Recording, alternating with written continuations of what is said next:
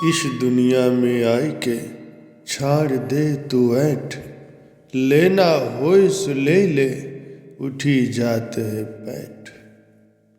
संतों के वचन है। इस संसार में आकर ए मनुष्य तू मिथ्या अभिमान को छोड़ दे, जो कुछ तुझे लेना है उसे ले ले। जगत की ये हाट बंद हो रही है। संत महापुरुष समझाते हैं कि ये मनुष्य तू इस संसार में अपने कर्मों के फल को भोगने के लिए आ तो गया है, परंतु तुझे इस नश्वर संसार में बने रहना शोभा नहीं देता।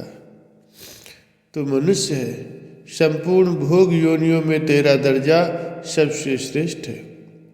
तू अपने सर्वश्रेष्ठ होने के गौरव को भूल मत। ऐसा प्रयत्न कर जिससे इस कर्म जंजाल से तेरा छुटकारा शीघ्र हो जाए।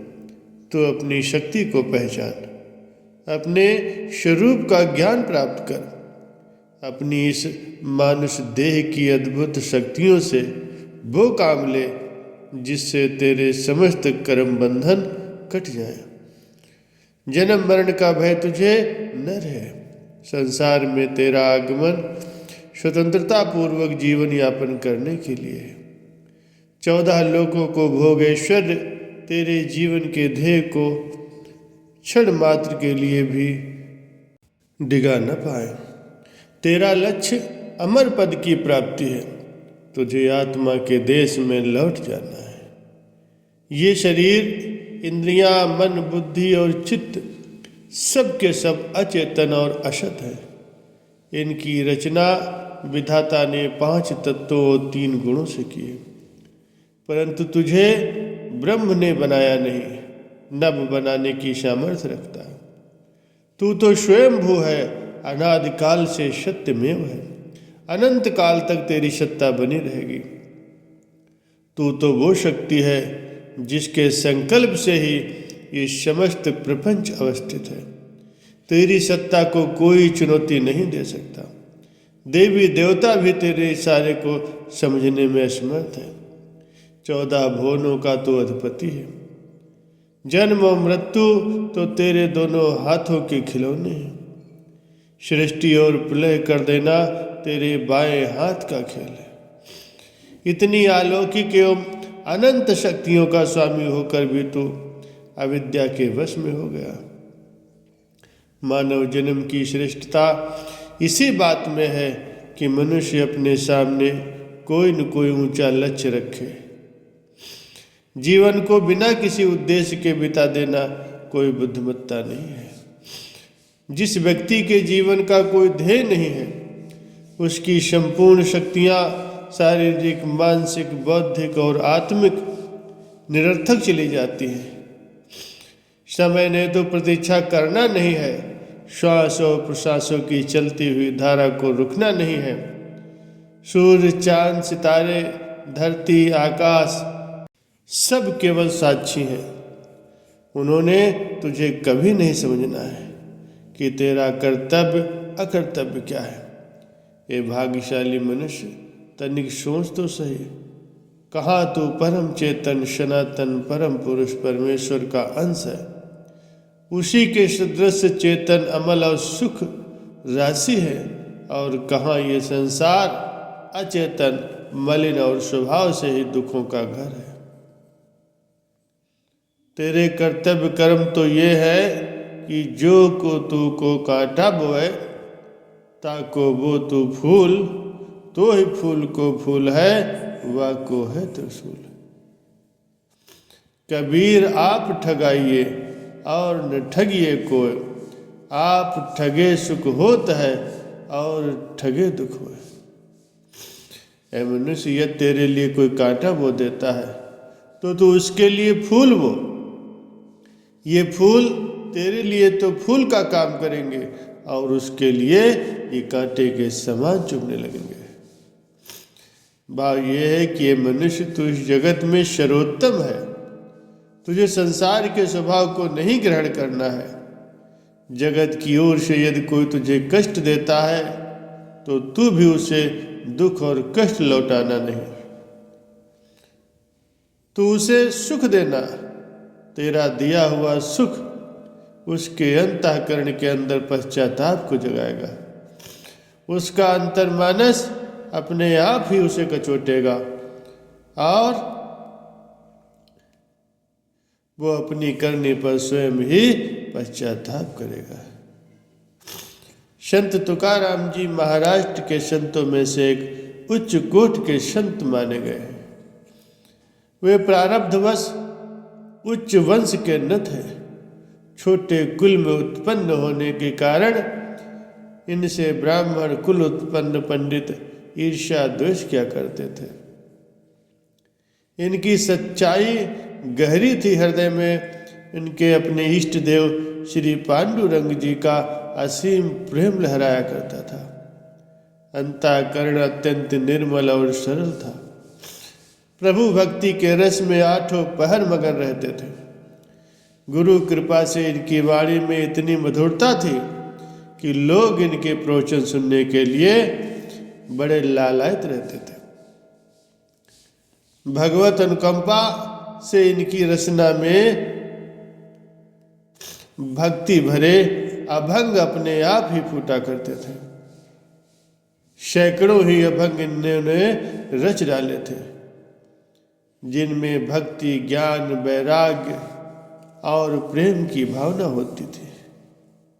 उधर पंडित रामेश्वर भट्ट जी को अपनी कुलीनता पर बड़ा अभिमान था।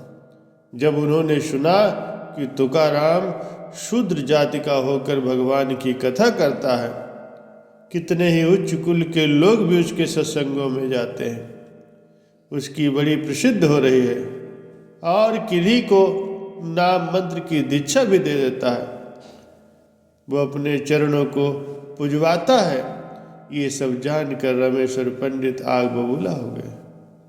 उन्होंने निश्चय कर लिया कि तुकाराम को पांडुरंग के मंदिर में जाने से रोक देना है और पंढरपुर नगर से भी निकलवाना है। उन्होंने ऐसा ही किया।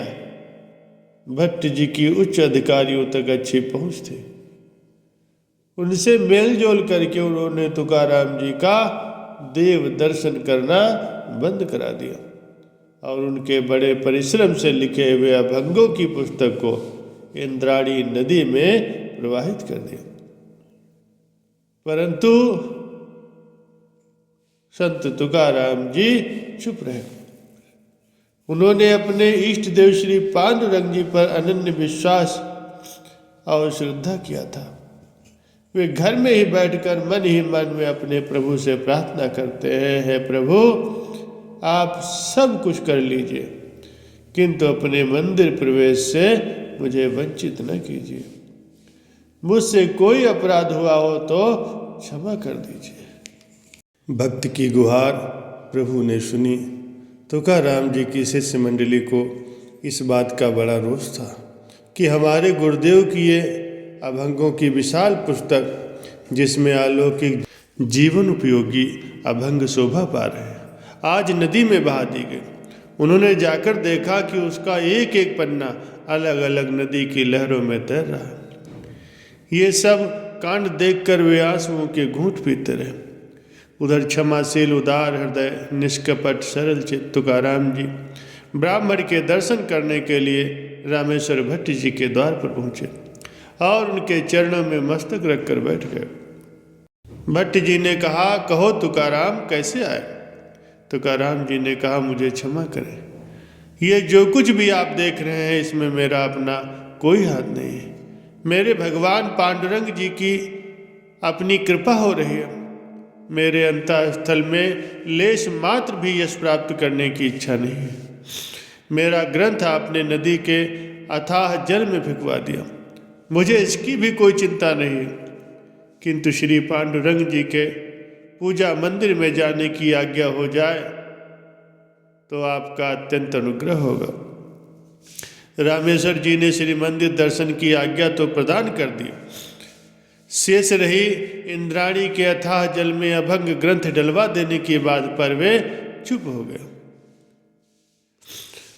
उस समय वो असहाय है, परंतु कृपा के सागर भगवान तो तुकाराम के परम सहायक हैं। श्री पांडुरंग जी क्या लीला करते हैं कि इंद्राणी के जल में 4 दिनों से ग्रंथों की पांडुलिपि में लिखा हुआ एक एक पन्ना तैर रहा है, परंतु उसकी लिपि वैसी की वैसी ही बनी हुई है। सूखे सूखे पन्ने दूर दूर तक बिखरे हुए हैं, उनकी थोड़ी सी भी क्षति नहीं हुई। शिष्य मंडली से रहा नहीं गया। वे प्रेमी इंद्रायणी पर गए और पन्नों को इकट्ठा करने में लगे। इधर रामेश्वर भट्ट जी को भी अपने आप ही अपनी क्रूरता पर बड़ा पश्चाताप हुआ। तुकाराम जी की इतनी साधुता और विनम्रता का उन पर गहरा प्रभाव पड़ा। वे मन ही मन उनकी विशुद्ध भक्ति भावना की भूरि भूरि प्रशंसा करने लगे और स्वयं ही उस ग्रंथ के पन्नों को बचाने के लिए इंद्रायणी नदी में उतर गए। वहाँ जब उन्होंने जाकर चमत्कार देखा कि पुस्तक के पन्ने वैसे के वैसे ही सूखे हैं, उन पर तनिक भी आँच नहीं आई है, तो वे दंग रह गए और मान गए कि तुकाराम कोई अलौकिक पुरुष है, भगवान के परम भक्त है। और तुकाराम की भक्ति का भट्ट पर ऐसा प्रभाव पड़ा कि अपने ब्राह्मणत्व के अभिमान को ताक पर रखकर उन्होंने उनसे नाम मंत्र ले लिया। यह है सच्ची मानवता। मनुष्य को इस प्रकार की संकीर्णता को छोड़कर विशाल हृदय का बनना चाहिए, विरोधी के हृदय को भी जीत लेना चाहिए। ए मनुष्य, तेरी सुंदरता है कि जो तू को काटा वो है, ताको वो तू फूल, तो ही फूल को फूल है, वह को है त्रिशूल।